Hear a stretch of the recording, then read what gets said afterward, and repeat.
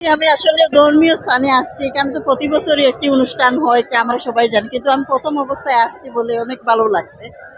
আর এইসব দর্শনার্থী খুবই ভালো লাগছে, আনন্দ হচ্ছে, অনেক মেলা টেলা হয়েছে, অনেক কিছু মানে উপভোগ করতে পারছি, এটাই আমার কাছে বড় ধরনের পাওয়া। প্রত্যেক বছরই আছে, আমরা পরিবার নিয়ে আসছি বা আশেপাশে যারা আছে তাদেরকে নিয়ে আসে, আসলে খুব আনন্দ করতে হয়েছে আর কি।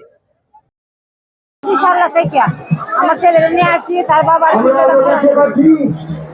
প্রিয়জন নিয়ে পুণ্যাতীর্থতে আসছি, পুণ্যতীর্থে আসছি পূর্বপুরুষের মঙ্গল কামনার্থে এবং আমার ফ্যামিলি এবং আমার মঙ্গল কামনার্থে পুণ্য স্নান করিলাম।